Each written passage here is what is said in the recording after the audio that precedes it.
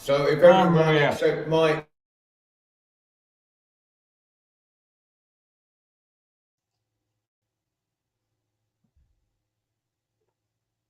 I can't hear you, John, if you're muted. John, you're muted. You're muted. I'm muted. Now you're not. Ladies, ladies and gentlemen, girls and boys, and assembled company, wherever you are in this world. I'm in Marrakesh myself in the cafe. Welcome to the World Oh, Storytelling Cafe, and I'm Mike with its worldwide story round, and as usual, it is hosted by Mike Rust of Get a Word in Edgeways.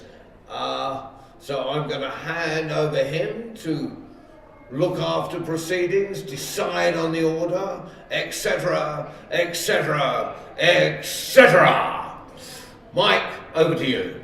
And everyone else mute, please. good, good evening to everybody, and thank you all for coming to the storytelling round. Um, it seems that we are fewer than normal, so a select few maybe be the way to say it. So I think I'll start off with a story myself, and then we'll go to Despina, Despina, Baba, Valentina, and Maria. How about that for an order? And Keith, if you could be last but very much not least. How about that? Does that suit everybody? And John, are you going to do some poems tonight? Have you got a story or something? You're muted. Are you muted, John? I've got something, yeah. I'll do something if if I've been called away, ignore me. I very much have difficulty in ignoring you, John. You're such a full person that to ignore you is something that I I'm a find very difficult. quiet person. I'm a wallflower. I like to melt into the background and not be noticed. You liar.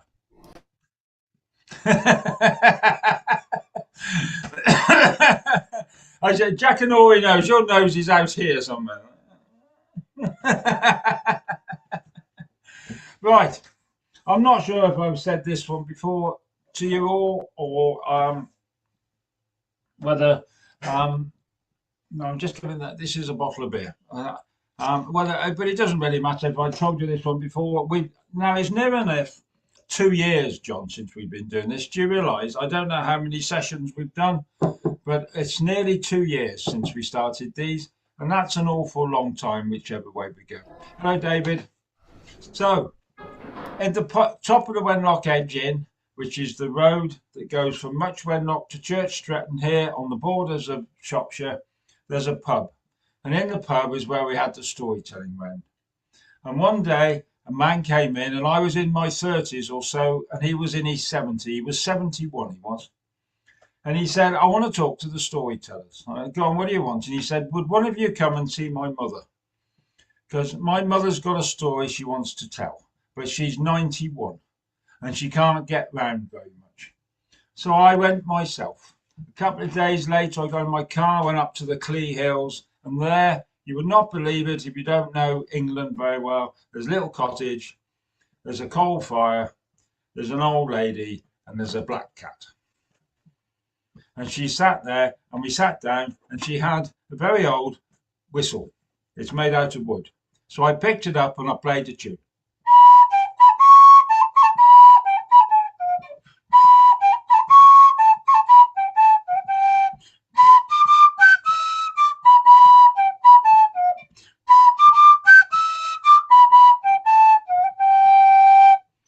And she told me then that the whistle that I was playing was made out of pear wood and it was 700 years old.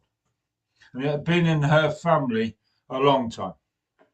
Now, Baba, when I go to the States, you do 100 miles like we do 100 years. You'll say, oh, let's pop for pizza. It's only 100 miles away. And I'll say, it was only 700 years old. That's not very long at all. All right. It's just a different way of saying things if you happen to be in the New World or not. Okay. And this is the story the old lady told me. Because there was a man and he'd just come out of the seminary and he got Christianity come into his heart. And he went to the bishop, and there was the Bishop of Hereford, and he said, give me work, give me work. I want to do the work of our Lord. And he said, go up to the Golden Valley. There were a whole load of pagans up there. Go and convert them all to Christianity. So he went up there and he came back and he said, that was easy. What else do you want to do? And he did all the jobs that nobody else wanted to do in the diocese. And in the end, the only place they could think to send him was to the Dana. Now, the Dana in Shropshire is the old prison in the castle in Shrewsbury. And it's been there probably 1,500 years. And that's where he went. And he started working with the prisoners. And what he did was this. He'd sit, and like every good storyteller will tell you, that the best thing you can do if you want to listen to a story or find someone's story is to listen. And he sat and he listened to all the tales. And one of the prisoners would say that he was worried about his mother because his mother had no firewood for the winter. And he'd go and find the mother and he'd chop the firewood and he'd leave it there and the news would come back to the prison. And he'd go and help this and he'd do that. And he was the link between the community outside and the community inside the prison. And when the people left the prison and went out, he helped them get a new start so they wouldn't come back. And over the years, he became trusted by the prisoners. But over those years, at the same time, he met his wife, he married her, and he had 2 children, 2 little boys. Quite quick in succession. One was 4, the other was sort of 2.5. And then finally, much to his own delight, he managed to have a daughter. And he wanted a little girl. And from the day that she was born, he called her the little princess. But the little princess, what we'd say in Shropshire, and I know some of you are from a second language, we'd call it crook. Now, crook in English can mean bent and twisted. And the little baby was bent and twisted. But it was bent and twisted inside, so it couldn't breathe very well. So its lungs would rattle, and it looked the wrong colour. And everybody looked at it, and they all make these funny noises. Ugh. Oh. Ah. And everybody knew that the baby probably wasn't for long in this world. Anyway, that Sunday he went to the Dana, and all the prisoners came. And they all sat down and they said to him, you shouldn't be with us. You should be with your family. You have a little baby that's crook. And he said, you are my family. You're my wider family. You're my Christian family. I needed to be here today to be here with you. And so, but they knew. The prisoners knew what had happened. So when he finished the sermon, as he always did, he said, does anybody want to come up and say anything to the whole community? And this little prisoner came up and he sat down and he said, to your daughter, Vicar, I would like to give a week of my life. And the vicar said, you can't do that. And he said, well, why can't I do it? It's my life. If I can give a week to your daughter, you'd do the same for me. I know you would if it was the other way around. Anyway, it's my life. It's my time. And I've decided to do this. So I'm going to give a week of my life to the little baby. Well, he went and sat down and the vicar was going, no, look, life's not like that. And another prisoner came up and said, well, maybe it is and maybe it's not. But you know something? I'm not going to know, am I? I'm not going to know if my life is a month less than it would have been, because I'm going to give your baby, your daughter, the princess, a month of my time. And he went and sat down again. And the third one came up and said, I like this idea. And that chap's right. We're never going to know. How are we going to know if my life is 6 months shorter than it would have been? I'm never going to know. But I'm only a young chap and I'm fit. And they're going to let me out of here soon and I ain't going to come back. But I would like to do this because it's the right thing to do. I'm going to give 6 months of my life to the little girl. Well, they all started coming backwards and forwards, didn't they? They all liked this idea. And there was quite a few of them. And they all came up. He did notice that the older ones, John, gave a lot less time than we did. The younger ones, they'd happily give a year away. But people our age, John, they were going, well, maybe a week's long enough. I don't know how it is, you know. But anyway, so finally, everybody had had their say, and pretty much all of them had come up and said, you can have some time off my life. And finally, there was one in the corner. And when the guards had brought him in, he was chained to the wall, and they wouldn't unchain him. And when he went back to solitary confinement, and this was the only time in the week that he saw or heard a different voice. I'm not going to tell you what he'd done and how, because it's beside the point. But he stood up, and he couldn't come to the front because he was still tied to the wall. And he said, you know what? That little baby can have the rest of my life. I don't give a damn. Just so I can just leave here and go somewhere else. And the world would be a better place for me. If that little girl wants the rest of my life, she can have bloody all of it. And he sat down. And it was probably, they said afterwards, the only good thing he'd ever done in his life. But he did do it that day. Anyway, so now I'm sat at the top of the Clee Hill, and I'm sat with this little lady, and she told me that story. And I think it's a lovely story. But I had a few questions for her. Like, what happened? Does anybody know what happened and things? And she just looked at it and she said, I'm going to say two things, Mike. She says, it's only me and my son now. And he's 71 and he's never played that whistle that my father left for me. And a musical instrument should always be played. So when I die, I'm going to send it to you. This is the whistle I played before, and it came about 15 years ago. And I looked at her, and she said, yes, you guessed, didn't you, Mike? She said, I'm the little girl in the story. The guy at the seminar was my father, and I'm 91, and I'm still going. And so I don't know what the future is, but I know I've had a good life. And I go to the church every day, and twice on Sundays, and I say a prayer to a bunch of old prisoners that were in a prison. I met my husband and I've had a son, and I've had a happy life.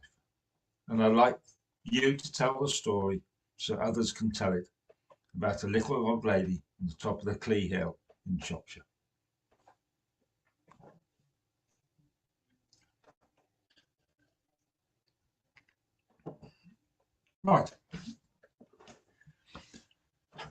Right, so we're going to go to Despinia first, then Baba, then Valentina.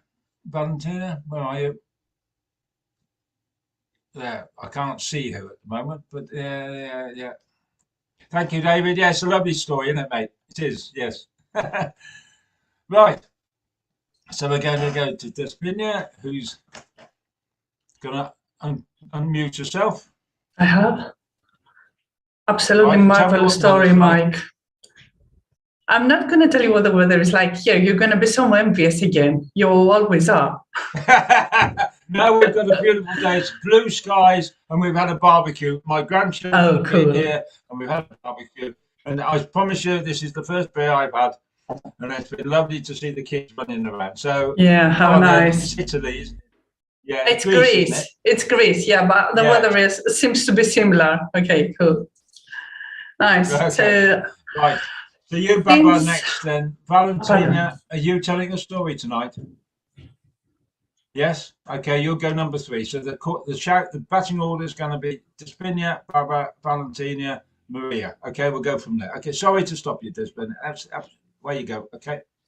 All right. So since it is Mother's Day today, first of all, I would like to wish to all mothers or mothers-to-be, mothers of any kind, either through blood or through love, it makes no difference, either to human children or to pets. Animals too can be our kids. So I wanted to share with you that today I visited my mom. I was only there for a little while, but for 10 minutes, she came out of the dementia cloud that's been covering her head for most of the time. And so I kissed her and wished her a happy Mother's Day. And I explained that this is the day for mothers to celebrate. And She recognized me. She told me hello, and she was very pleased to see me. And when I kissed her to wish her, she said that she loves me back. So it was a little while that this communication lasted, but it made the whole Mother Day for me. So I don't have a mom tale to tell, but I know that if my mom could hear this tale, she would probably like it. So normally, I'm a listener. I listen to stories. I listen to tellers tell, and mind you, if I like your story, I will grab it, despinize it a little bit, and then come up with a new version. So your stories are not safe with me, just so you know. But on rare occasions, I do, borrow. It's like stealing. I'm not asking for permission. Okay. On rare occasions, I do come up with a tale in a book that really grabs my attention, and like it's calling out, tell me. So I found this one, and I think you'll enjoy it. A few days ago, it was the 1st of May, and all workers around the globe celebrated. So this is the tale for them. Long ago, there lived a very rich man. He was the owner of an enormous piece of land. He had fields and he had workers working the land for him, and he was very well off. But rich as he was also very greedy. He had workers working the land from dusk till dawn. Sorry, the other way around, from dawn till dusk, you get the picture, but his money was never enough. He always wanted to have more. So one day, he was riding his horse across the field. He could see women and men sweating at the fields, digging and hoeing and sowing and planting, and you know how it goes. Must have been around this time of the year. So he stopped his horse and called everybody to gather around. So the workers left their job and gathered around the landowner to see what he was after. So he addressed them and said, I am very disappointed with you. You're not working hard enough. You're not working long enough. You should work more. Now, they looked at each other, and one of them said, but Lord, we work from the time the sun rises until the time the sun sets. There's no way to work more. We cannot work longer if we wanted to. He said. Well, if somebody finds a way to make the day last longer, he will be rewarded. So he said, and went off back to his house. Now, the workers, of course, paid no attention. What could they do? They had no way of working any more than they already did. One worker among them, a very bright young fellow, he had an idea. So he went up to the house of the landlord, knocked on the door, was received, and said, Master, I think I found a way to make the day longer. Have you now? Said he. Yeah, indeed I have. Would you please come with me? So the young fellow proceeded, and the landowner followed suit. Back to his workshop. There, he was working with wood. He was he was a carpenter. So he started working with his machines and his tools and created this very large, round base. And then created a wheel, a wooden wheel of the same diameter. He put the wheel on top of the round base. And then in the middle, he put a plank, and he made a sort of handle long enough to be outside the circle. So he said, this is a time machine, my lord. How so? Said the landowner. You see, if you start working on this machine, as long as you're going round the wheel and round the wheel, you will see that the day grows longer. Oh, I see, said the landlord. Well, that's a good idea. I'll try it out. But it has to be you, said the worker. No one else can do it for you. It has to be you yourself do the work. So the landlord called for some workers. They carried this heavy piece of wood across from the workshop to the field.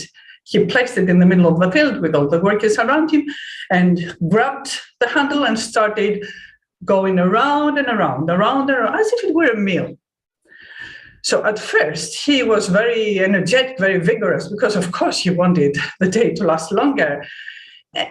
Soon he started feeling some discomfort. He was getting tired. He started sweating, but he kept going around and around because he wanted the day to become longer. He wanted it so badly. After a little while longer, with all the people working around him, he felt he was getting too hot. The sun was up in the middle of the sky by now, and it was a bit too much, but he held fast to the handle and kept pushing around and around. So the people, they offered to wipe his forehead and gave him a little water and told him that perhaps he should take a break. He was working so hard. But no, he would not give up. He would not give up. He wanted the day to last longer. So he kept going round and around, only slower and slower.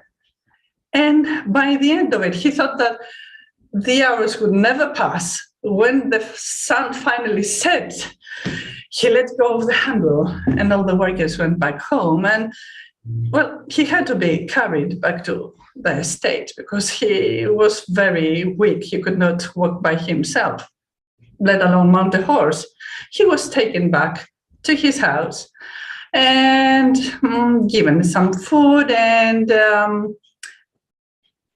the worker visited and asked, "So, Lord, tell me, was the day longer? Did the time machine work?" Yes, he said, it absolutely did. I could not believe, I could never have imagined that the day could be so long. But you know what? Well, the work is very tiring. What if I have someone do it for me? No, my lord, sorry. I'm afraid it won't work. It can only work if the landowner turns the wheel. This is the only way to make the day longer. Oh, I see, said the landowner with cramps all over his body. Well, maybe we should leave it at that. Yeah, now that I come to think of it, I think that the day is long enough. Yeah. And so the workers continued working the land, and he continued being the richest guy among them, but he never put any pressure on them again. He had just a little tiny bit of more realization as to what they were going through. And they lived happily ever after. Thank you. Lovely. Thank you very much. That's great. Right. And so, yeah, hot and sunny in Greece. What a surprise. Yes. Okay, so come on then, Baba. What's it like in Washington, D.C.? Like that old Temptation song, I think, A Ball of Confusion. The weather is overcast. They've said that if you have outdoor plans for the day, make them indoors. So we're seeing, we're playing it by ear. Desmina, I relate to your story about your mom. My mother had dementia. We don't know if she had Alzheimer's, but she had dementia. And she used to sometimes, in moments of clarity, she would look at us, the children and the family assembled, and she would say, a person has the right to know who they are. And we understood that she was not always with us, but she used to say that right up until the end. So I relate to that. And speaking about mothers and Mother's Day, I recently, in fact, Thursday just passed, I did my first live in-person performance for a group of school children. and it was great. And I usually carry some pink with me when I perform because that's out of respect to my mom. Her favorite color was pink. So 2 quick personal stories about my mom and then my story. These will be quickies. So the first one is, I had to write a note down so I wouldn't get too long. Okay, so the first one was, before I became a professional storyteller, I used to be known as the poet that acts out his stuff. I was part of the poetry renaissance in Washington, D.C. And today they would call me a spoken word artist. But when I first started acting and telling poetry for a living, my mom tried to persuade me to get a real job and to do this on the side. Mothers do that. So that was until the first time she actually saw me on stage. And what they did for me, I asked them to put a large throne-like chair in the center of the stage. And when I walked out, I was dressed in, I think, African attire, holding a tall staff. And I walked out and I sat. I had someone else come out and take the staff away. And I began to do my set. Well, in theater, the house lights go out when the stage lights go on. But I could see this one woman glowing. I mean, literally glowing. And I could make her out. Couldn't make out anybody. I could make her out. It was my mom. And I found out after the set that as I was making her out, there were a group of ladies sitting behind her going, "Oh, his mother must be so proud of him." And my mom turned around and said, "That's my son." Yeah. And the second one was, and you guys heard me tell this before, I'll try to tell an abbreviated form. Someone asked me when I started telling stories. I happened to mention I was being interviewed by a Canadian news outlet, and my mom happened to be out in the audience waiting for me. She was my transportation captain, my ride that day. And I happened to mention it, and they said, "Well, bring her up, bring her up." Now, it's supposed to be an interview about me, right? But we bring Baba C's mama up. You see where this is going, don't you? So he turns to her and he goes, "How long has he been telling stories?" And my mother, this is a true story. My mother says, "My son came out talking, didn't have a tooth in his mouth. Yama, yama, yama, yama, yama, yama, yama, yama, yama, yama." And in those days, the doctor would pick a baby up, hold it upside down by the legs and spank it on the popo to make it take that first breath of fresh air. Well, the doctor picked up my baby and he spanked him on the popo, but not to make him breathe. He went, "Shut up, shut up, shut up." She said, "My baby boy, not a tooth in his mouth, yama, yama, yama, yama, yama, yama, yama, yama, yama, hanging upside down," turned up, looked at the doctor and said, "Actually, that was not necessary." 2 true stories about my mom. And now my story, which is not about my mom. This story is from the Akan Ashanti people. And the Akan can be found in, well, they're semi-nomadic, but they can be found in Ghana, Ivory Coast, and even in parts of Togo and other places. Now, this story is about a hunter. And this hunter was a very good hunter. He was one of those hunters where if the animals knew that he was the object of their game, they pretty much gave up. But the hunter was hunting because he was a hunter. And he heard this melodious sound. He heard someone singing.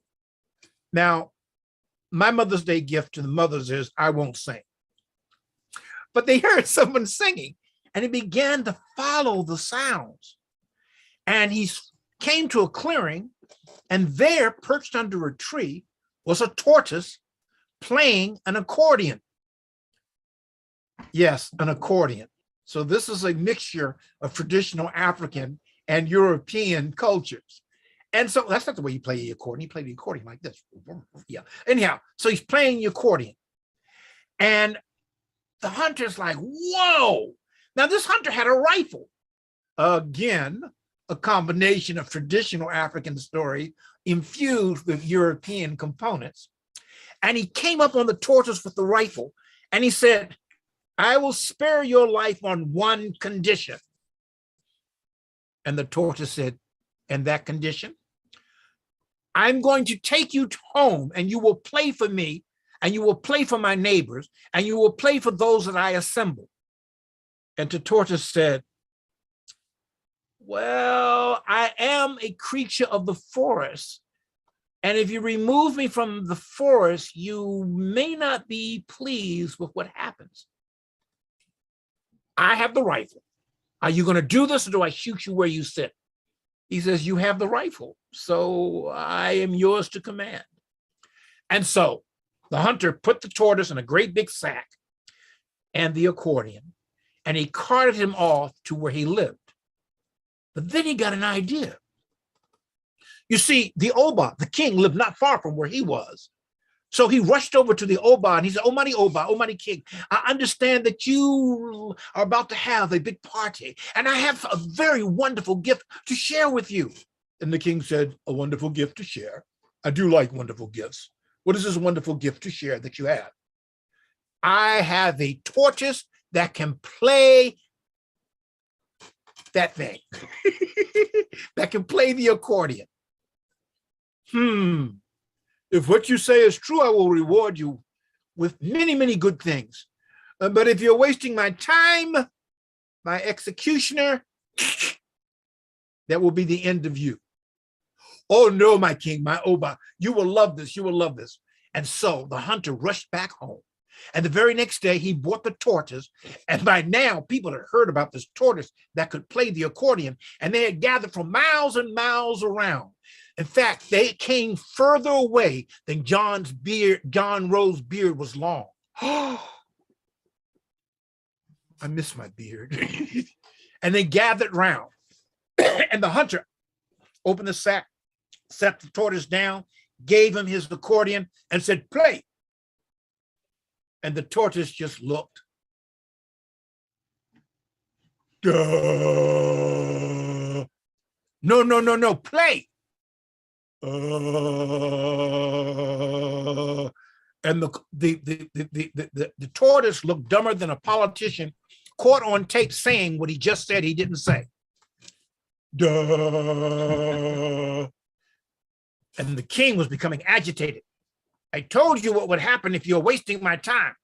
And so the hunter leaned down and he whispered to the tortoise, you must play or the king is going to my head. You must play. Play now, you stupid tortoise. And the tortoise just went, duh. Finally, the king said, enough. And he pointed to his executioner. The executioner took the hunter outside of the courtyard, and that was the end of him.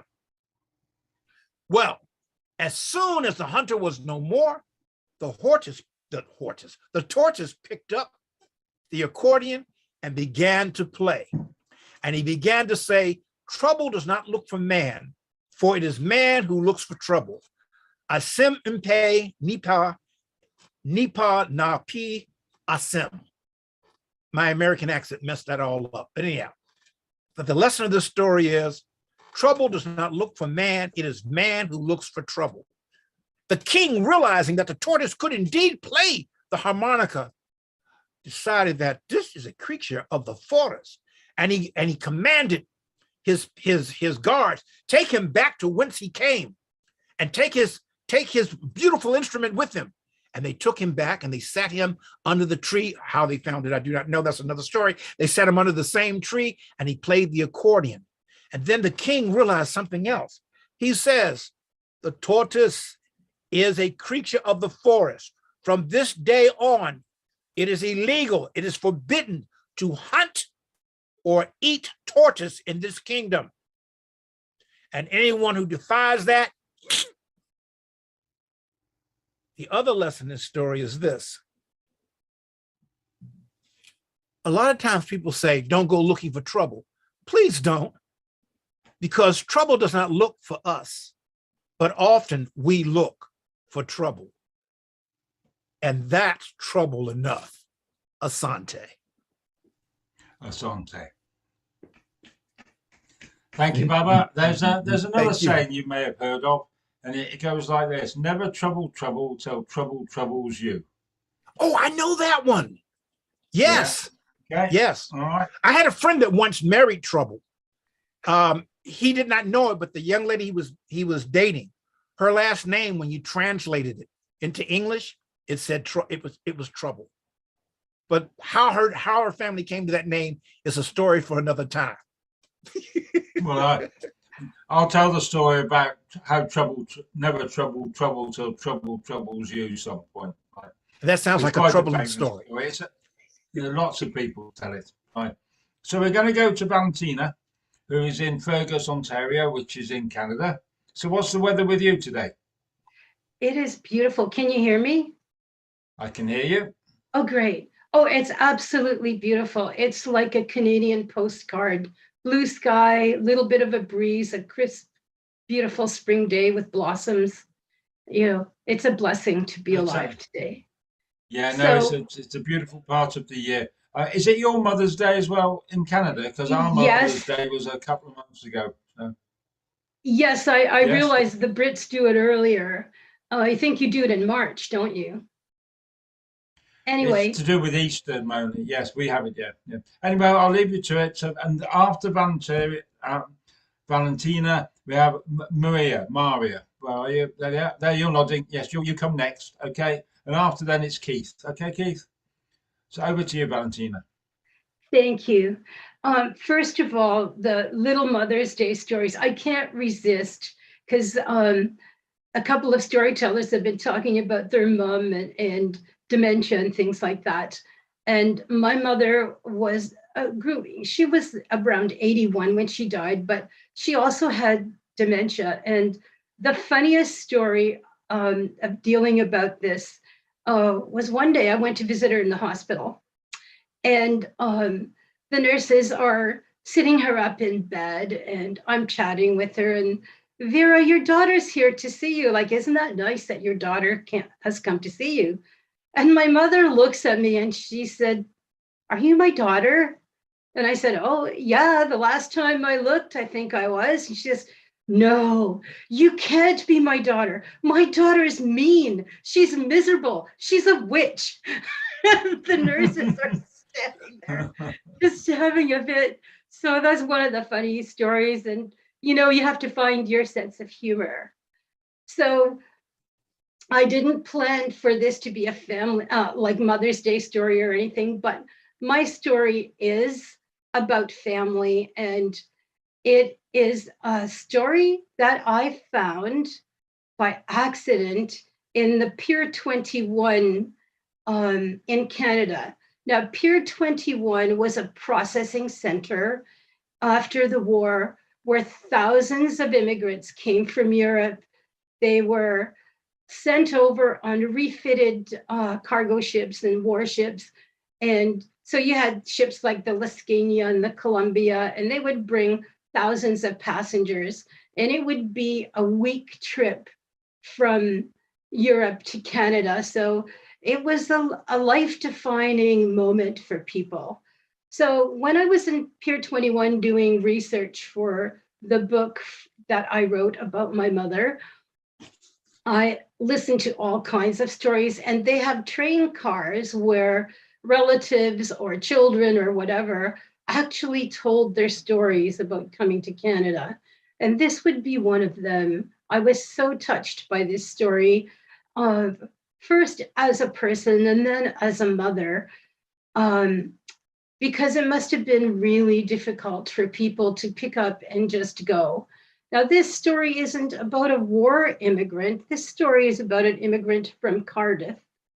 And in Canada, we needed skilled tradespeople in the 60s very badly. So a lot of Brits packed it in, and they came to good paying, well-paying jobs. And they were like millwrights and machinists, and stonemasons came from Eastern Europe. And so and Italians came and they worked on construction and road building. So we had quite the mishmash of immigrants. And I lived in an inner city like that, where your neighbor across the street could be a Brit, and the one beside you could be German, and the one behind you could be Italian. So there was a lot of immigration into our country then. So this family found the father of the family was finding it hard to make a living. There was mother, father, two older lads, and a little girl. And the father was either a machinist or a millwright or someone like that. And whatever they do in Cardiff, forgive me, I can't remember all of the details. But anyway, the father decided that he is going to make a better life by moving his family to Canada. And he left half a year before his family could join him. So while he was in Canada, he found a job and found a home and, got ticket money ready, and the family was ready to go. And, in the few weeks before they left, the children watched as mother gave things away or sold what she could and finally decided on what they were taking and packed up. And so it was the evening before they were about to come to Canada. And so they had their supper at grandma's and they came home to sleep in their flat, and there were just a couple of mattresses on the floor with some extra blankets because it was like in the warm part of the year in the summer. And so they were ready to come home, and the mother was busy with doing something and had put the kids to bed, but they weren't settling, which is understandable because children, when they see all this happening, are traumatized and have a hard time settling. So she heard the three children talking, and the little girl was crying, and the older boys were trying to calm her down. And they kept talking to her, and they said their prayers, and they kept talking to her. And this daughter, would not come down. She would have been about 5 or 6 years old. She just wouldn't calm down. And so finally the mother thought, I should go and see what's going on here, and she came and the three children are by the window, and the little girl's in the middle, and then one brother on either side, and they're trying to get her to stop crying. And so the mother is like coming in, and she said, like, what's going on here? Like, why are you crying? And the daughter said, well, we're going to Canada tomorrow, and I took some of my toys, but not all of my toys. But what am I going to do in Canada? I can't take the moon. I can't put it in the suitcase. And the mother is just exasperated by this point. She didn't know what to say for a few minutes. And then she said, oh, come on, get into bed. We'll just tie the moon onto the back of the ship. And so the child was happy with that. They all went to sleep. The next morning, they got up, and it was very early. They had to go on their taxi ride, catch a train. And then they went to the ship, wherever it was. And, they got onto the ship and waved goodbye to grandma. And the day was going swimmingly because it was exciting. And, then they were watching the seabirds and the shore move away. And so the afternoon was a lovely, clear afternoon. And they were all enjoying themselves and, doing what people do when they're embarking on a voyage and whatever. And the day went fine. And the mother was, tired again because she's having to keep an eye on these three children. And they had their supper, and she tucked them up for bed. And again, this girl is crying. Well, I can't see the moon from here. I just, where's the moon? I can't take it to Canada. It's going to stay back home, and I won't be able to look at it when I'm in Canada. So the mother wraps her up in her pajamas, puts a blanket around her, carries her up on the deck, and sits with her for half an hour till the child could see the moon and fell asleep. And so it went through the voyage. No matter what they did in the daytime, this little girl would constantly cry at bedtime because she was afraid they'd lose the moon. And this was getting pretty nerve-wracking by the time they sailed across the Atlantic and landed in Halifax. So they landed in Halifax and got their things together, were processed through Pier 21 and met up with Dad. And of course, it was exciting because they hadn't seen Dad for half a year. And he was very happy because he'd found a home in Prince Edward Island. So they had to get on another ferry and take another taxi. And that afternoon was really cloudy. And of course, they were busy with life as it was going on. And nobody thought about the moon or anything. But again, when bedtime came, where's the moon? I can't see the moon. And this child is crying again. And finally, the mother doesn't know what to do because she says, well, it's been cloudy all day. Like, what are we going to do? And so they're having their tea, and this child is teary and carrying on. I want to go home. I want to go back. And the father looks out the window. And as he looks out the window, the clouds part and the moon shows its face. And he takes his little girl outside. And that was their first night in Canada. And so they stayed here and made a good life for themselves. The children grew up and got educated. But that story was such a touching story for me about how children get fixated on things when they're traumatized and how they need help, and a lot of help, even when an immigration journey is pleasant and it's not exasperated by war or other sickness or whatever. And I just found that I was really touched by that story and thought I'd like to share it with you. So if you're ever in Canada and you get a chance to go to Pier 21 in Halifax, it's a fascinating place. There's all kinds of stories about immigrants who've come from all over the world, including a nameplate with my parents' and my brother's name on it. Thank you for listening. Well, thank you very much, Valentina. That was a lovely story. And this is new to me. I'm a proper Brit, I'm a proper Englishman, and I've never heard of Pier 21 before. I know the stories from New York, how they went past the Statue of Liberty, but I haven't heard the Canadian stories, versions of these. And that's a lovely story. But I have a question for you. Who is the man in the moon? What's his name? I'll just call him John because I've never met him. No. I don't. Sometime I'll tell you the story, because the man in the moon is called Mark, and he was a king in Cornwall. Oh, I'd love to hear that. And there's a whole story about how the man got to be the moon, but the man in the moon is King Mark I of Cornwall. Wow. Well, I'll be looking forward to that. And it's a very ancient story. It goes back an awful long way, because people could see the moon a long time ago. Right. Maria. Hello. So what's the weather like? What's the weather like with you tonight? Oh, it's Today? Good. Can you see the picture behind me? It's Yes. a lake. Yeah. And we say in Italian lago. So you can repeat with me, lago. Lago, which means lake. And this lake is named Lago Tovel, and it's in Val di Non, a valley in the north of Italy, near Dolomites. I told you a story last time about Dolomites, the mountain in the north of Italy. Yeah, you did. Yeah. And this lago is famous for the red water phenomenon. Can you see? The water is red.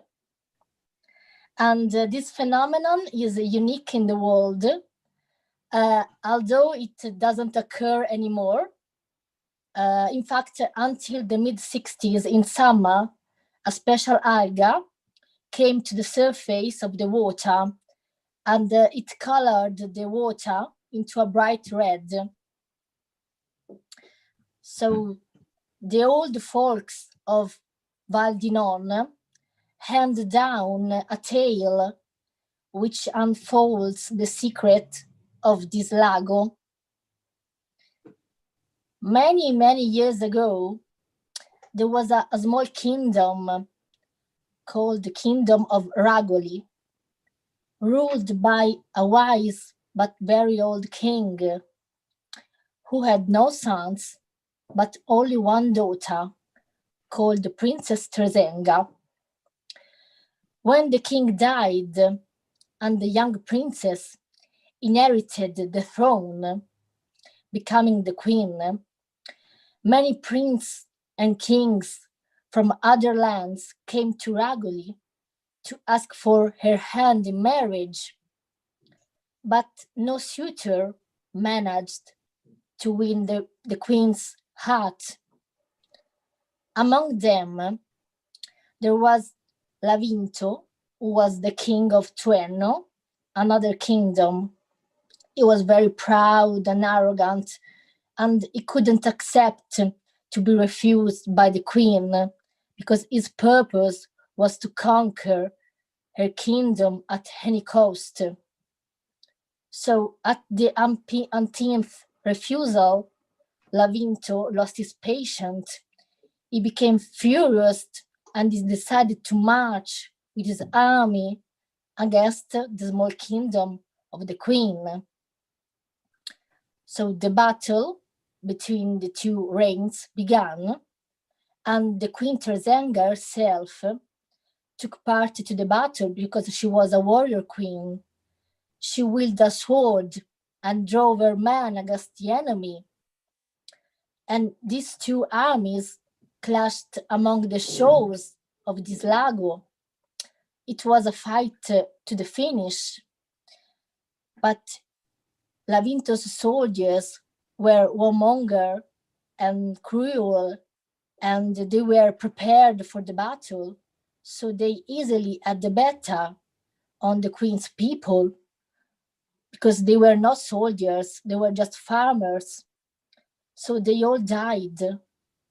And also the Queen Terzenga was killed, and she fell on the shores of this lago, and her blood spread into the waters. And from that day on, every summer until the mid-60s of the last century, the water became red to remind everyone of this brave queen's sacrifice. So today is the Mother's Day. This is not a story about mothers, but I think that Queen Terzenga represents all the brave women and brave mothers around the world. So that's the end of my tale. Thank you. Oh, that's lovely. So if it's Mothering Sunday in your land in Italy, Maria, Yes. have you been to see your mother? Yes. Yes. With your sisters and your brothers, or? No, I have one brother. One brother. Right. Yes. Yeah. And you've had a nice day.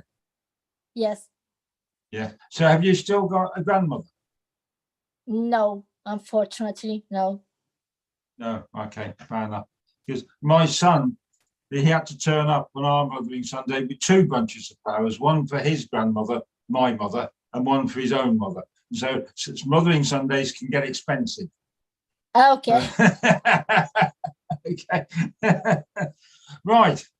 We're going to go to Lincolnshire. Keith. Hello. Hello, everybody. This John, is you're next. Yeah. This is a story from Lincolnshire. Now, Lincolnshire is on the east coast of Britain. It's the second largest county, just below the River Humber. And running through the centre of Lincolnshire is the Lincolnshire Wolds. It's chalk hills. Not very high, but they're just rolling hills.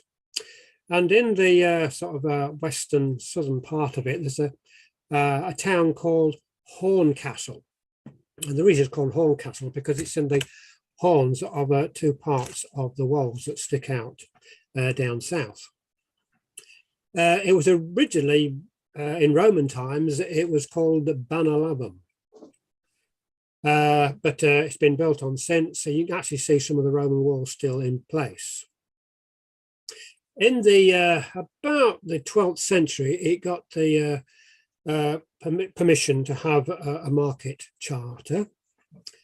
And then by the, that's about the 12th and the 13th century, it became a very important place for a horse fair.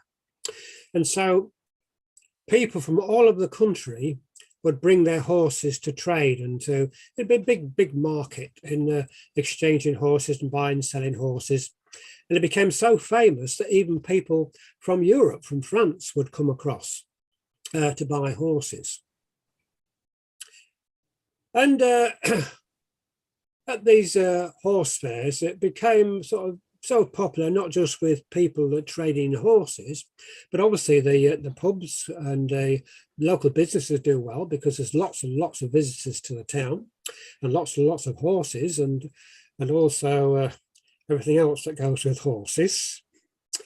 And it was a major place for trading horses at that time. Now, there was there'll be lots of people coming and selling all kinds of produce and all kinds of knickknacks, and obviously not just food, but just sort of leather goods. But also there would be vagabonds and robbers and people, beggars, all kinds of people would gather at this place, as well as the people that are trading horses. And one day there was Jack O'Turner. He had 4 horses to sell. And he went and he traded his horses, and he got a good deal for his horses. Because there was lots of demand for horses, particularly there was authorities over from France that they were at war and they needed horses. It didn't matter whether they got a chipped knee, or as long as they got 4 legs and they could run, they were fine. And so Jack did a good trade in selling his 4 horses. And so he had a big bag of gold. But then in his village, there was Lord Killinghome, and Lord Killinghome wanted a horse. And he saw in the marketplace, there was a 4-year-old mare. But instead of just approaching the seller, he just sort of walked by it and said, "Hey, that old horse there, it's been overworked." And he walked on. And then he walked by again and said, "Hey, that old horse there, it might be all right to pull a lady's carriage, but it's not a lot of good, is it?" And he walked on again. Then he walked by again and said, "That old horse there, yeah, that 4-year-old mare, it might be all right to ride on a Sunday." Well, the owner of this horse became very angry at this. So all this criticism of this horse, and they fell into a discussion and into an argument, and they bartered and argued, and they ended up in the Golden Cup, a local inn, where they had lots of jugs of ale, and they discussed and bartered, and eventually Jack agreed to buy this horse, this 4-year-old mare. And he said to the seller, "Well, I'll come back tomorrow to collect the horse. But just to show you that I mean what I say, that I can afford it." And he opened the bag of gold and said, "Look, I've got all this gold and I've got enough money here to buy the horse." And then Jackie closed up the bag, his pouch with all his gold in it, and made it safe in his belt. And he stood up and immediately fell down because he had so much to drink. And he shook himself and he got up and he staggered to the door, and he managed to get out the door. And he tripped over the doorstep and he fell down and hit his head on the door scraper. But again, he shook his head and he started to stagger his way home. Now, Jack had 1 or 2 friends. There was Crookshank and Woodhouse. And they said to one another, "Well, Jack is making his way home, and there's lots of vagabonds and robbers around, and, we ought to look after him and just make sure he gets home safely." And they went up to Jack and said, "Look, we'll see you home." No, says Jack. "No, I don't want your help. Go away. And he thumped Crookshank and he fell over. And so Jack made his way home. Now, his journey home was twice as long as it would have been when he came, because he couldn't walk in a straight line. And he was staggering along. And his 2 friends, Crookshank and Woodhouse, they thought, "Well, we must look after him." And then they was joined by another friend called Elliot. And they followed Jack at a distance because they didn't want to upset him again. And Jack was there staggering along. singing his heart out with lots of bawdy songs. And he went down the lane, he was staggering down the lane, and he went round the corner into some woods along the lane, and suddenly there was silence. And the three friends, they rushed round the corner, and there Jack was flat out on the floor, on the ground, on the road. And there was one robber was holding him down, and the other was grabbing hold of Jack's purse with all the gold in it. And the three friends, Crookshank, Woodhouse, and Elliot, they rushed over and grabbed the two robbers. And one of the robbers actually hit Elliot and he knocked him out, but they managed to apprehend the two robbers. And they marched the two robbers off back to the police station in Horncastle, where they were put in prison. And they met their just ends.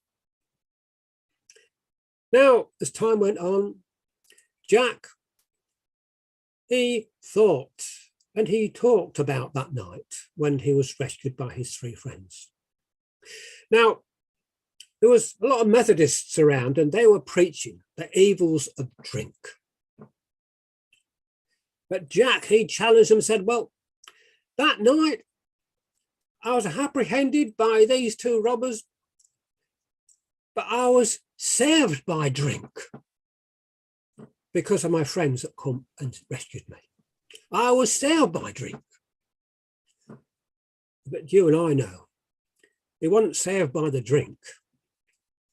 He was saved by his good friends that rescued him that night.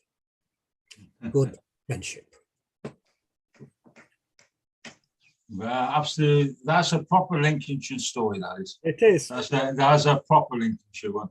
And I know you live on the wrong side of England, but you do tell some stories, good stories over by there. Are you coming over to the festival this year, Keith? You coming to Wenlock? I can't make it. I can't make it because your festival is just before the Edge, the Festival of the Edge, isn't it? And I don't think I can make the two because it's a long way to go and I don't think I can make the two. I'll have to talk to my wife about it. I'd like to come, but because I'm going to the Edge, I'm stewarding at the Edge. I'm not sure whether I can actually come to yours and then a few days later come back to the same area. The idea is to stay over for the week. Yeah, if I can persuade my wife, yeah. Do you need the stewards? Do you need stewards, by the way? Yeah, he comes steward us. Yeah, absolutely. Right, okay. I'll see what I can do, but I doubt it because I'm committed to go to the Edge. So we'll see how we go. Well, I hope the Edge succeeds. I really do. There's no argument from our side about the Edge. No. Okay, Peter and all the rest of it. Right, see, John is not in front of me unless he pops up on a little window, which I'm not seeing him do it. So we're going to go to Fruella. And I think it's Mothering Sunday in Peru as well today. I think everybody's getting this wrong, but the English Mothering Sunday should be Mars. It's in March. Right. Where's all this happening from? So you're muted, Fruella. Yes. Yes, it's Mother's Day in Peru. But I am in the UK, so I am so far from my mother and my family. And I couldn't travel. How long have you been here with us? It's 10 months already. 10 months already. And what are you doing here? That's a good question. I didn't mean to pry. I just had the feeling from where I am and you're looking at a window on a Zoom thing, you look very much like those angels that work in one of our hospitals. Yeah. I came to study here, but then I decided to stay, and I am still wondering what's the. Well, I'll tell you what, you come to one of the best places in the world to live, and I'm sure you'll be fine there. So you're doing a story from Peru or a story from here?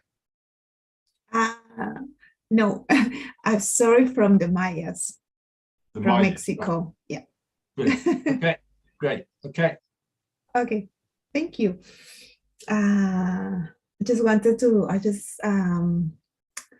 Yesterday I was thinking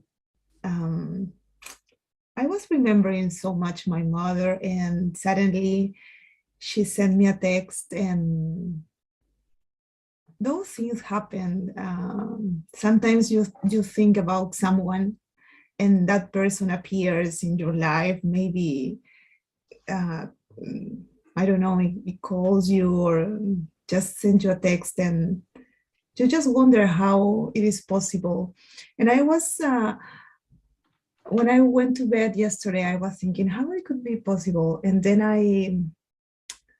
I think the Mayas connected to my brain and told me this story. So they told me that when the gods created all the world, they created the trees, the stones, the mountains, even the humans were created from corn. All the Mayas were made from corn. And that was so beautiful. Everything was in this place, and every creature in the world had received a job to do. But suddenly the gods realized that there was not creature that has received the task to deliver or to send one message from a human to the other human, or to the stone, to the mountains and the trees. So there was no communication between all of us, and there was no corn left. So they wonder, what should I do? What can we do about this situation? So they saw a beautiful stone, a jade stone, and they just carved like an arrow.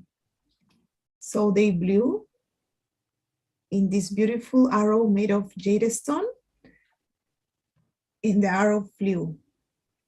Arrow flew away, and the hummingbird was born like that. The gods created with that mission, with a mission of carrying all the messages between all the creation. And the hummingbird was so beautiful. The feathers in the hummingbird seemed like raindrops, like rainbows itself.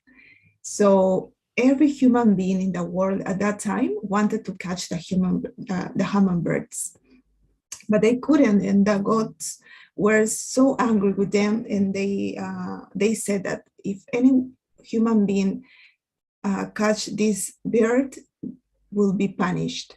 So humans were very scared about that, and they just stopped thinking about catching these little birds. So I think we can see like parrots or another birds in cages or in human hands, but no human birds.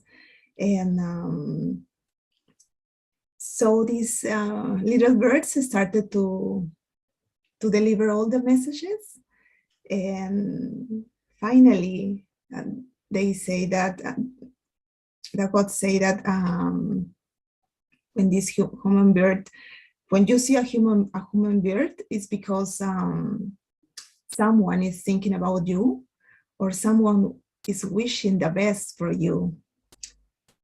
Or sometimes they are just saying that you want to say something to someone, but you cannot just use your own words, and they are very close to you to send your message. But it's not any kind of message. It's like the thoughts of your heart.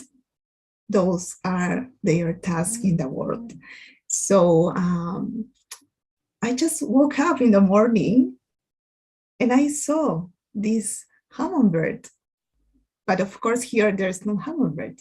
But I saw because someone had sent me a WhatsApp with this beautiful image.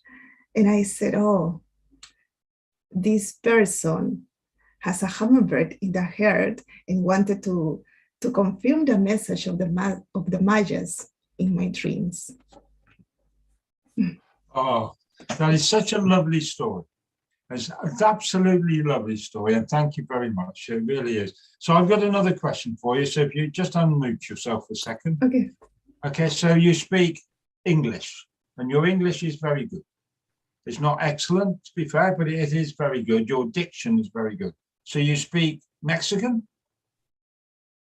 Spanish. Spanish, that's two. Do you speak Yeah. any other? Sorry? Yes, I speak Spanish and English, trying to to speak very well, but it Yeah. takes time. No. I- Well, I'd like to say your English is, it's very good. It's not excellent, but you're not fluent quite, but you're getting there. And a lot of to do with the different language is the diction, the clarity of your speech. It's not to how many words you know, and your diction is very good. Thank People you. understand what you say. So, okay. Me and Baba and John will tell you all the words you shouldn't know if you want us to. We know all the swear words. But no, you're fine. That's great. And welcome here, and I hope you'll come back. Thank you. Okay. Mike. So, John, John's come in and out, but he's talking in a cafe, which I think, Baden Prince Jr., leaves you, and I've done a full set, and I haven't got round to asking you if you want to do a If story you or want not. me to do a short one, Mike? Yes, I do, but I want Baden to do something first, and you can finish Well, it. I'm sort of in and out. I have an opportunity here. Okay, Baden, if that's okay with you. John, you go ahead. Yeah, besides, I just enjoy pushing Baden aside. Well, it was Baba C's story that reminded me of this, and probably most of you will know it. It's an African story, and there was a hunter out, as there generally is, and he's just going through, and it's a bit sandy and a bit desert, and he kicks something in the sand, and it's a skull. And the skull goes, ouch! And the hunter looked down and said, "You're a talking skull. How did you get here?" And the skull said, "Talking brought me here." Now, which bit of Baba C set that I'm reminded of, I'll leave it to you. So, anyway, it's extraordinary. It's just, he had a bit of a conversation with the skull, and then he went and he told the king.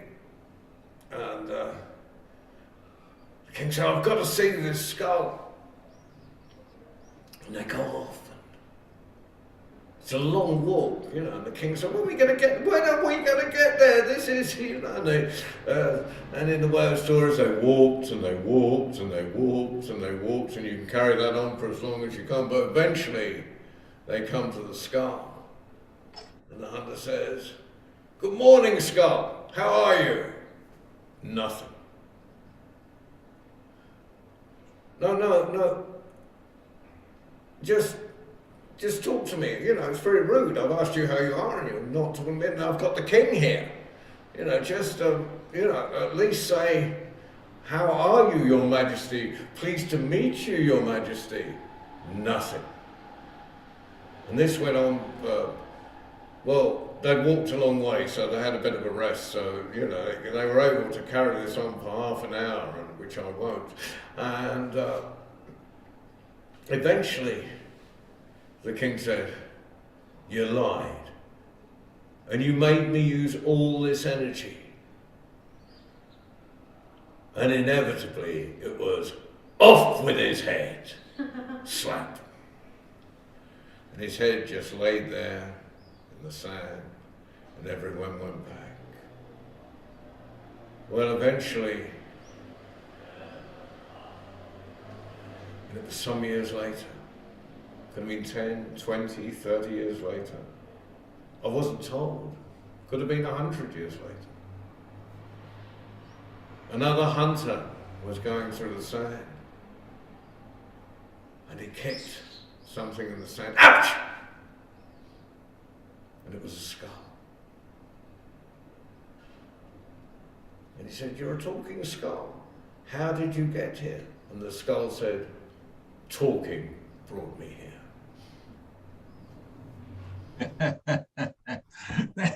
Yes, John. And I see you're sat in Marrakesh, I believe, so you're close to a desert. I'm in Marrakesh, and it's incredibly hot here today. It's like 36 degrees. It's uncomfortably hot, but it's it's great. And I'm having to be two places here and across the room talking to someone. I've got a reporter in because we're trying to get. We're still pushing on getting the cafe going, and I'm meeting Sue here and soon. So, excuse me. It's been great. No, that's all right. Could you get either Ali or yourself to make it so I can share a screen? I'm not sure how to do that. If Ali is here, Ali, are you with us at the moment? The Riyadh's full, so he might not be able to. Yeah. Okay. Fair enough. But Okay. you could put it in the chat to him. I haven't the technical competence, and I'm on a machine. I don't know how it works, and everything's in French, which I can't speak. So it's, Right. I am at a great disadvantage. See, well, I might get a chance to come back, but wonderful stories today. And thank you. We have this. I have a report here. We have this impressive range of countries. Yes. So thank you John? for coming. And it wasn't planned. John, Yeah. do you want to take this moment to talk about what's coming up next? Yeah, so I was just about to say that, Baba, because we have a concert on Thursday, which is our Get a Word Online concert. And we've got Marianne Okocha, Jason Buck, Michelle Izaba, and Shane Ibbs. Now, you know about Shane Ibbs, John. We've got him on one of our concerts, so we know. And of course, there's Kath in the cupboard. And we also have our festival. And I'll see if I can get a screen share put in place. I'll show you the festival page. But our festival page is Get a Word in Edgeways. And if you go to that, you'll see all our stuff there and everything else. And you're all very welcome to come or come and help some steward. There's plenty of jobs to do. So you're all very welcome to be there. So that's my lot, John. So the World Storytelling Cafe. Well, what we've got coming up, we've got our Tuesday, which anyone from the world can encourage young people to come to. It's at 5 o'clock UK time, 5 p.m. UK time, and now any storyteller under the age of 25 can come and tell a story in any language they like. So including Welsh. Pardon? Including Welsh. Yeah. Just because I live the other side of the border, I've got nothing against Welsh. And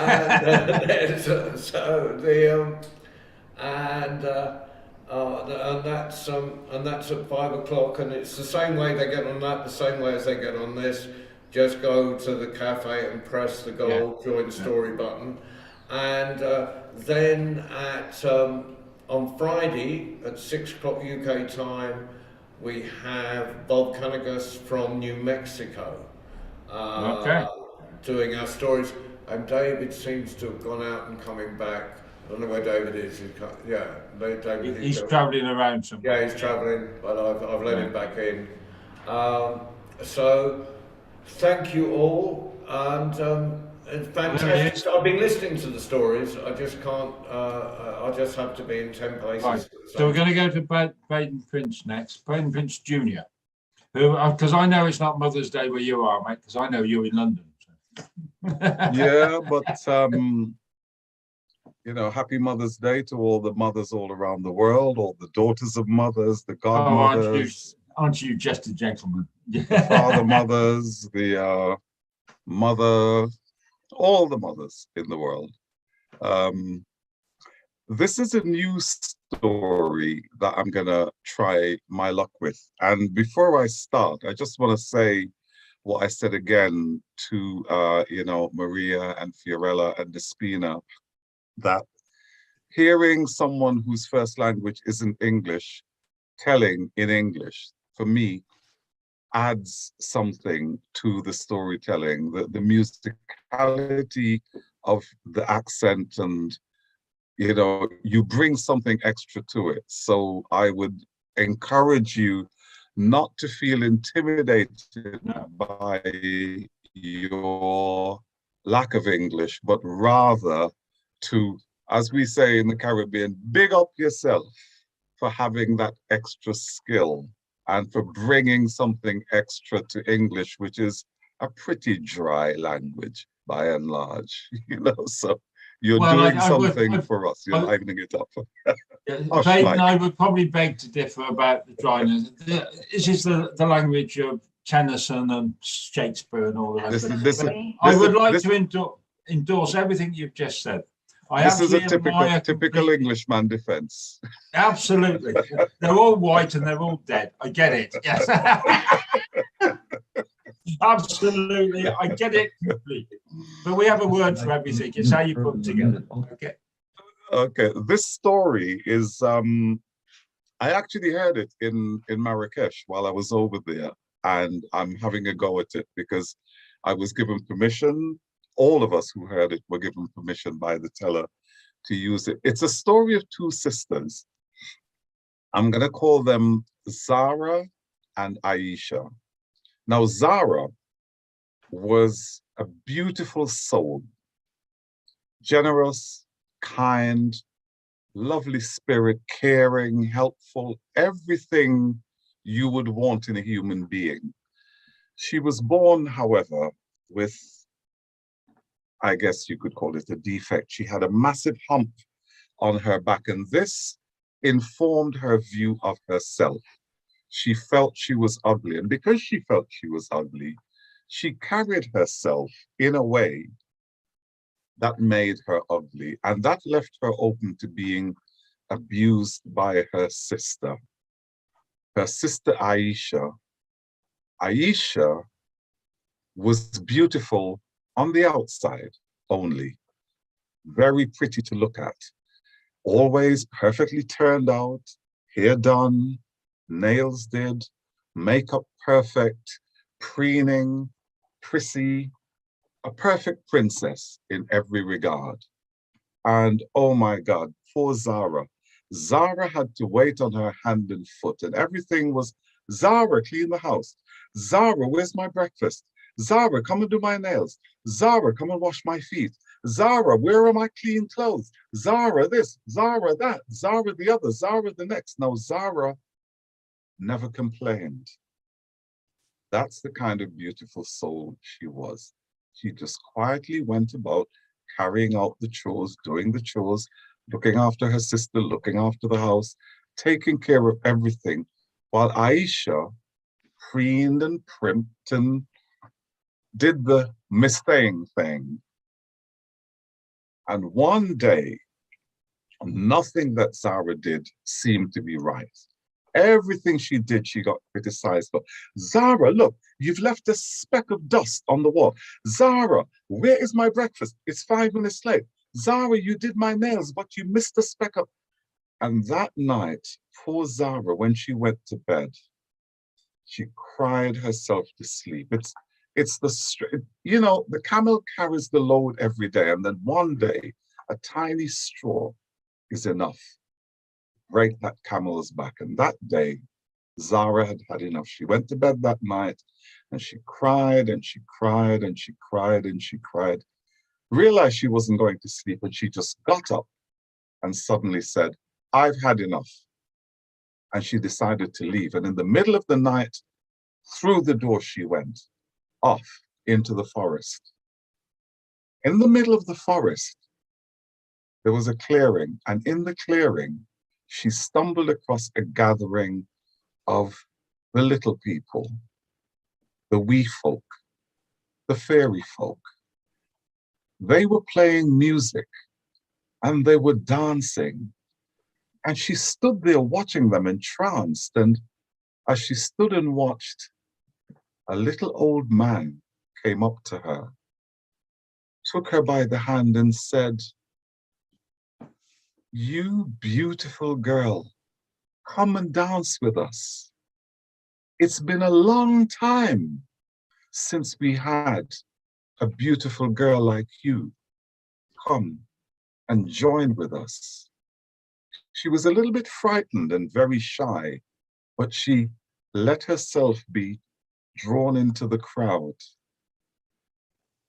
And as she began to dance, the wee man said to her, "Oh my God, such a beautiful baby." And she said, "Baby? What baby? I don't have a baby." And from nowhere came the sound of a baby crying.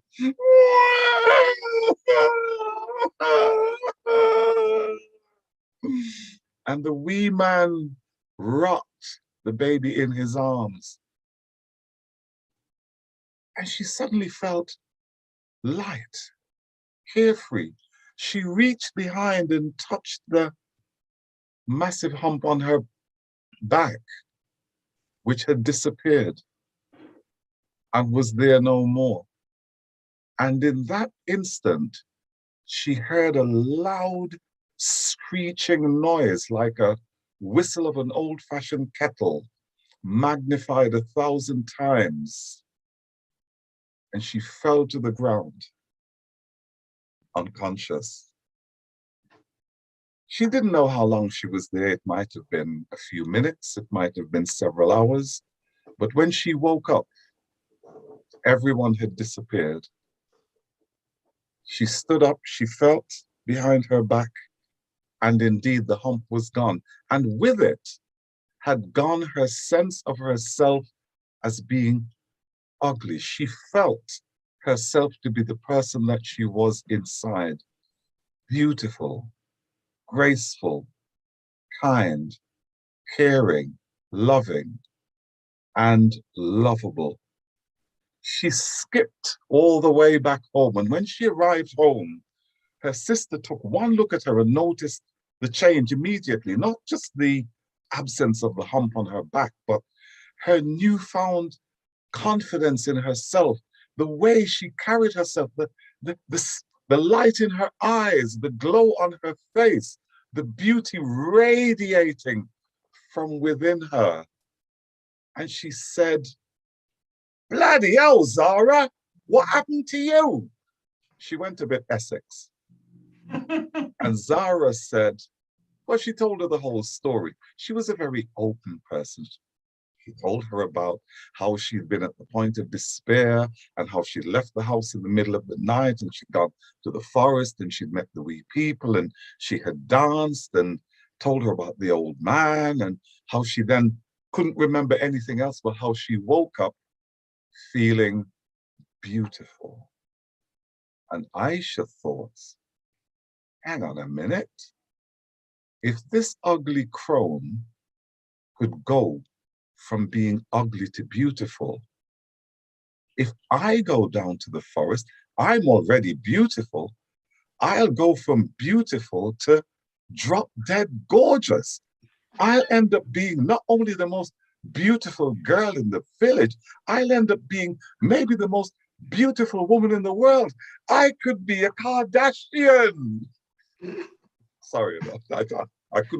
I couldn't resist. Sorry, Babasi. I couldn't resist it. I'm sorry. So that night,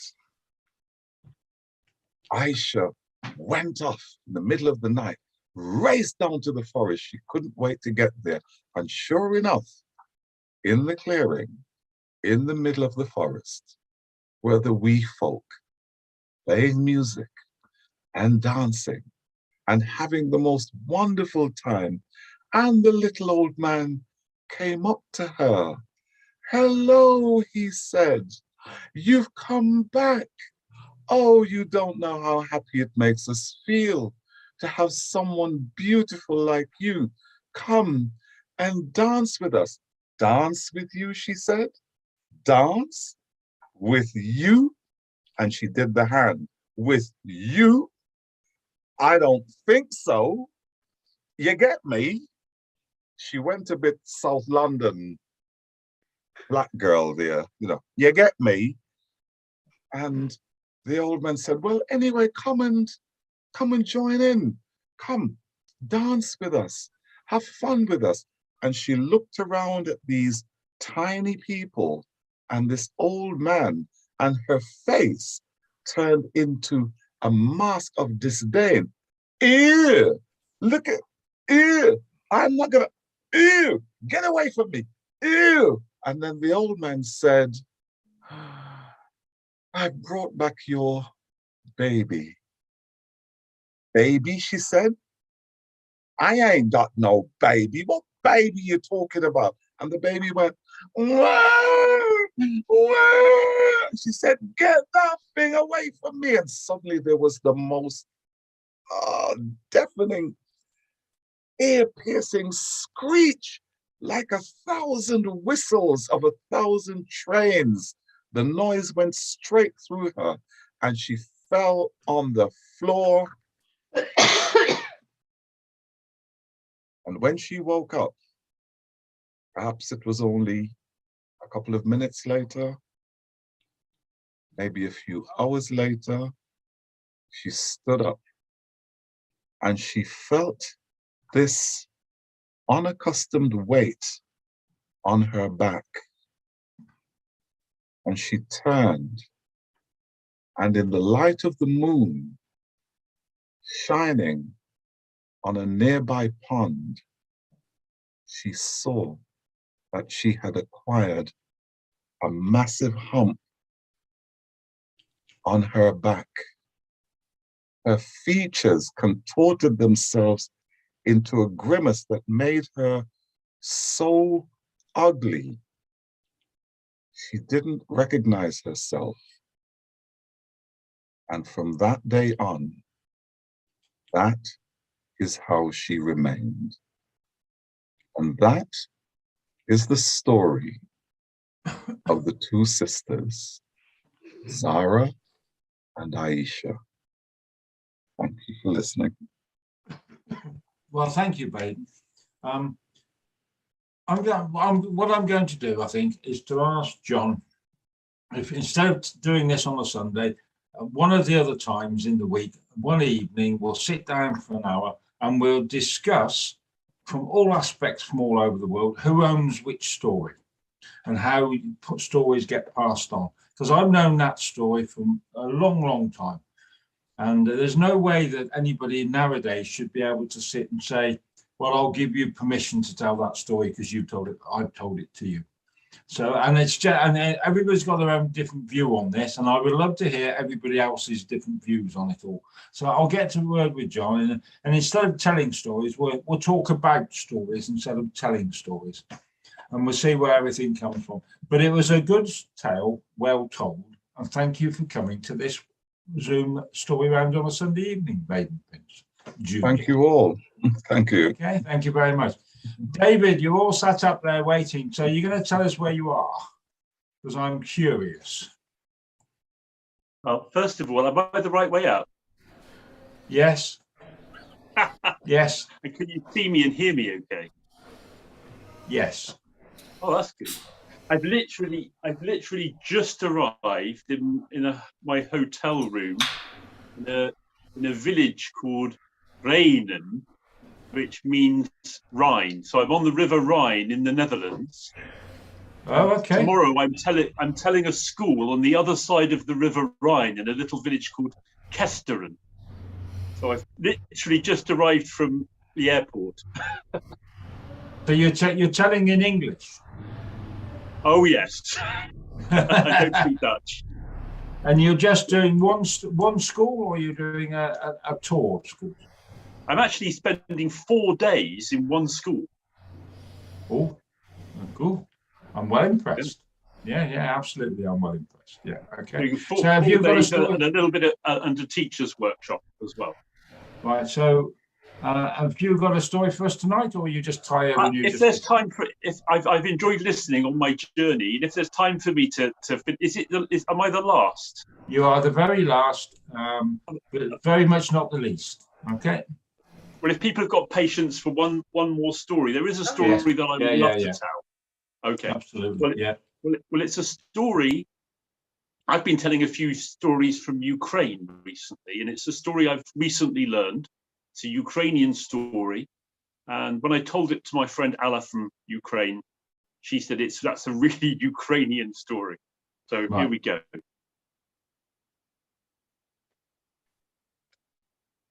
Vile, long ago, there was a young man, a farm worker, a labourer. And every year he sowed the seed on the farmer's land. He watched the wheat grow. And at the end of the summer, when it stood tall and golden, he and the other labourers cut the wheat, they reaped the harvest, they threshed the grain, and they put it in the stores. But he wasn't like the other labourers. When they finished their day of work, they would say, come, come, now we go to drink. But he would say, no, I'm going off to the forest alone. And there he wandered, as if he was searching for something, but he didn't know what. He wandered in the wildest parts.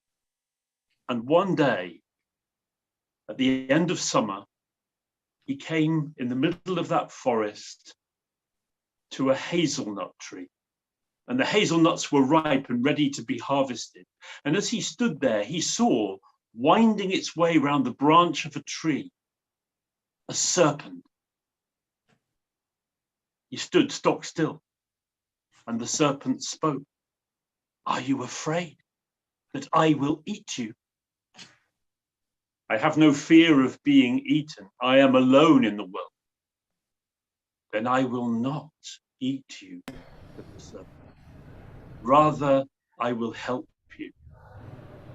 Hurry back to the farm. The farmer is waiting for his wheat to be harvested.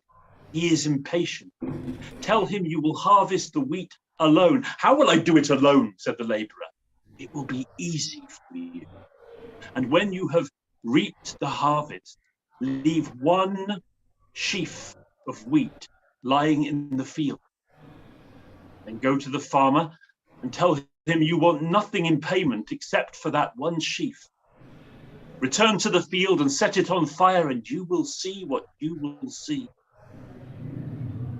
Well, he left the forest, he hurried to the farmer, and the farmer was impatient. Where is everyone? Look at this field of wheat, how it stands tall and golden. Off he went with the wagon and the horse to the field. And he took his scythe and he began to reap.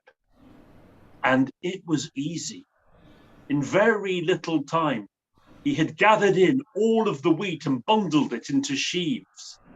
And he remembered and left one sheaf lying in the field, loaded the others onto the wagon and drew it back to the farmhouse.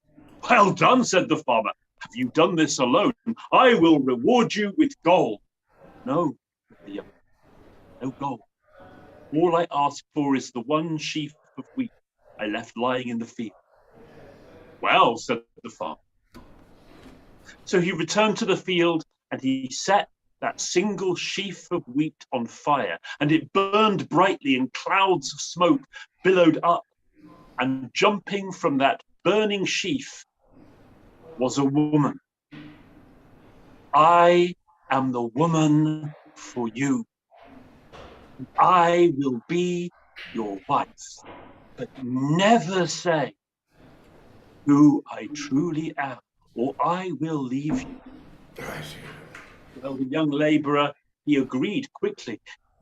He had immediately lost his heart to this young woman. The farmer gave them a piece of land and they were married. He built a small hut for he and his wife to live in. But the next day when he returned from working in the fields, the hut seemed different, grander, brighter. And the next day when he returned to the field, without him doing any work, the hut had become a house. The next day it was furnished with finely carved furniture, with no effort from him and seemingly no effort from his wife. And the next day there were tapestries hanging from the wall. Within a short time, he owned that great farmhouse and all of the land around. He had become a wealthy landowner, and all because of that serpent wife. Well, time went on and he became one of the most powerful men in the whole of the land, so much so that he was called to the capital to advise the Tsar. When he finally returned from the capital, already it was late in the season, and he came to his fields and he saw that the wheat was tall and golden, but had not been harvested. And he said to his workers, "Why are you standing around? Why have you not harvested the crop of wheat?" And they said, "Your wife has not told us to." And forgetting his promise, that rich and powerful young farmer said, "Once a serpent, always a serpent." Well, they looked amazed, horrified at him. And suddenly he knew what he had done. He had broken trust, fallen foul of his promise to his wife. And he ran at full tilt back to the farmhouse. He searched in every room but could not find her. And finally, in desperation, he flung himself onto his bed and slept. And when he awoke from that fitful sleep, there beside him on the pillow, coiled, was that serpent. "Oh, wife, do not leave me. I have everything I own because of you." "Husband, you broke the promise, and now I leave." "Oh, but wife, how will I manage without you?" "The wheat has been harvested and gathered in. It has been threshed and your grain stores are full. Now I return to the forest." And she uncoiled herself and slid through the door and away across the fields towards the wild forest where he had first found her. And all the way he followed her, pleading with her to return with him. "Do not leave." And there in the heart of the forest, in the wildest place, was that very same hazelnut tree, ripe with hazelnuts. And the serpent wife coiled herself around the branches. "Husband, before I go, I have 3 pieces of wisdom for you." "What are they, wife?" "Kiss me, but take care I do not bite you." And he leant down and kissed his wife tenderly, his serpent wife. "What has come over you?" she said. "Suddenly I understand everything of this world." "Yes, yes, kiss me again, and take care I do not bite you." And again he stooped down and tenderly kissed the serpent wife. And now she said, "What do you know?" "Now I understand the languages of all of the peoples of all of the world." "Yes, yes. A 3rd time, kiss me, but take care I don't bite you." And carefully he kissed the serpent wife. And now I understand everything of the world below. It is true. Now you have all of my serpent wisdom. And she uncoiled herself and slid away through the undergrowth, vanishing.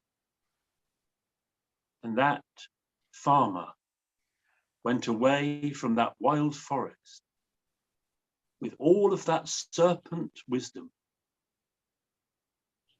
And I ask you, all of you, what did he use it for? Well, David, that is a lovely story. Yeah, well, it's a And lovely you're story. right. Oh, you did that already. Right. It is very Ukrainian. I'm Ukrainian, and it is very Ukrainian. Absolutely beautiful. Thank you. Brilliant. Thank you I so know, much. well, That's wonderful. He to used hear that from wisdom you. to build the worldstorytellingcafe.com so that you could tell that story. Yeah. I tell you what, David, I know a Welsh version of that.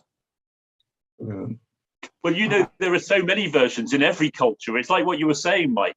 There's a version of that in every culture. Usually, sometimes it's like the Lake Wife, isn't it? Glenn van Rack in the Yeah, absolutely. And it's there's one of the versions things of that in every culture. And I just want to say, I know it's Mother's Day where I am here in the Netherlands.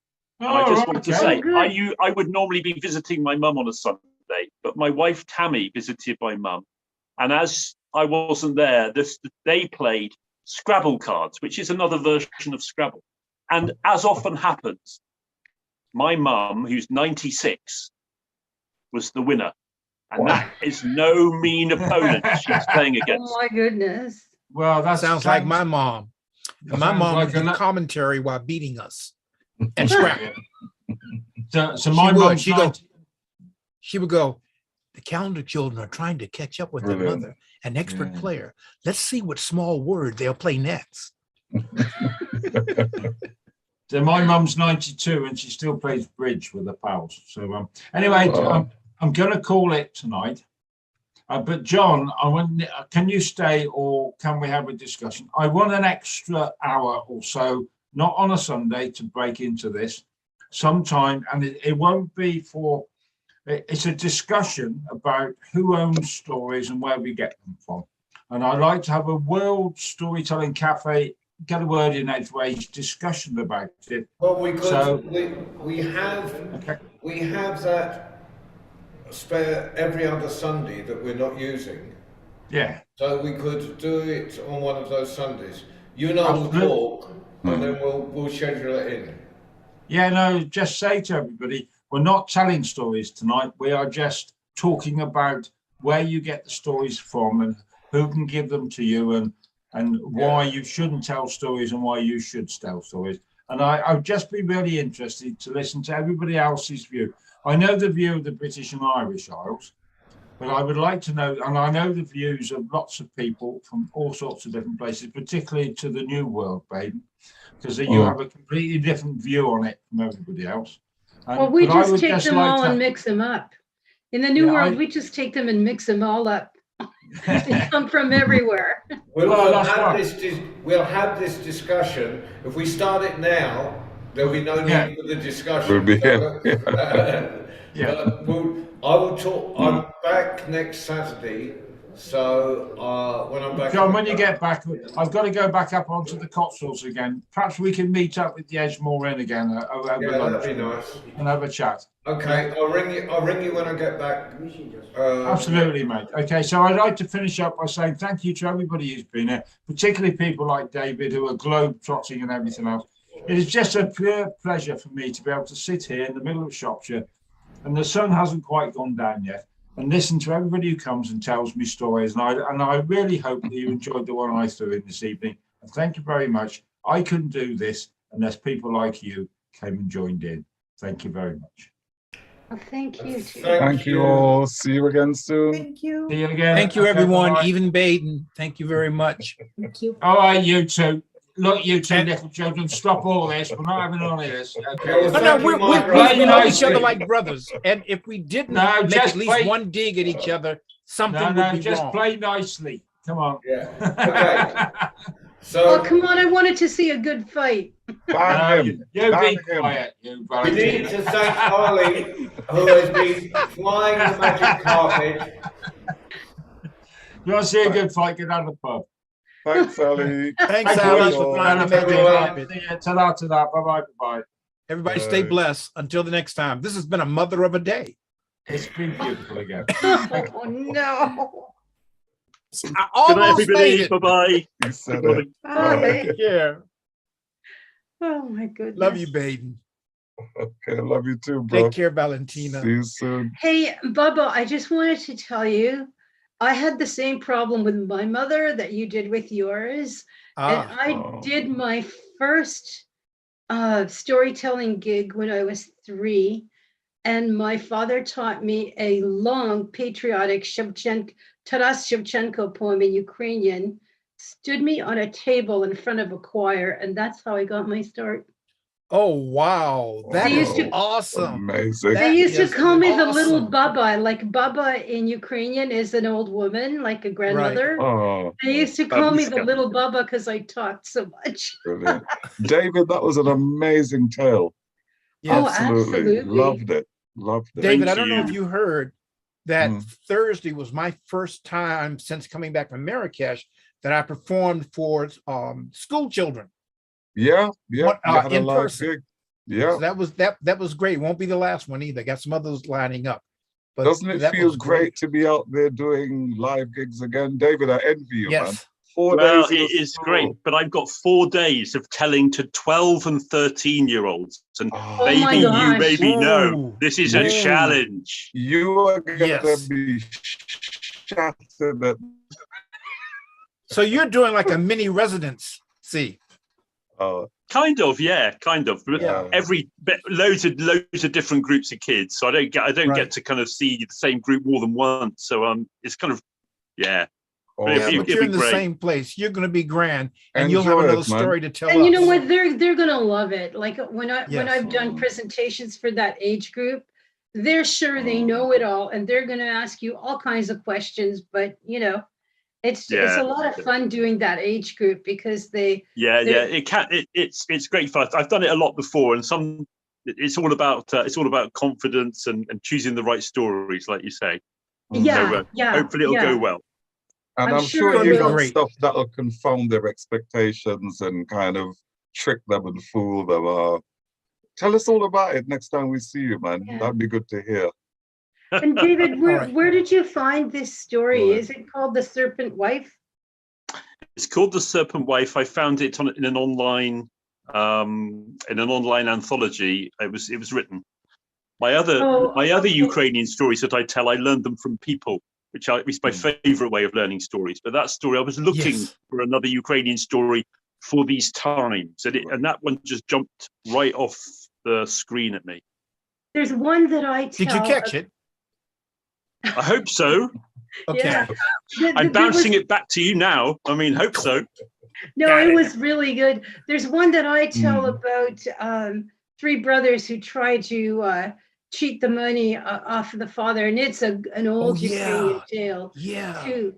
And people, it's always very well received. But I'm gonna. Valentina, there's been a couple of Ukrainian fundraising events going on, and Laura Sims joined at one of the events, and Laura Sims, the American storyteller, and she told a story about two brothers, a Ukrainian story, The Evil Brother and the Good Brother. And it's a very, very strong story, but it's powerful stuff.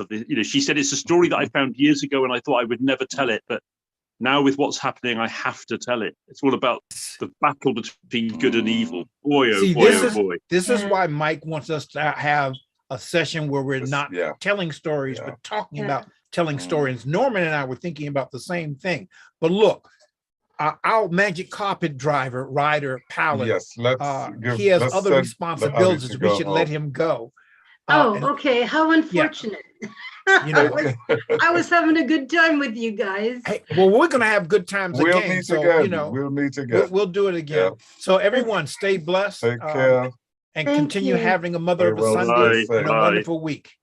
Okay, see Thank you again you. soon. And you too. Thanks, care, Ali. brother. Bye. Good night, Ali. Thanks, Brother Baden. Mutiny button. Invite left. More option. Participants list. Today, participant leave. Alt plus Q button. Space. That sounds like the World Storytelling Cafe. All right.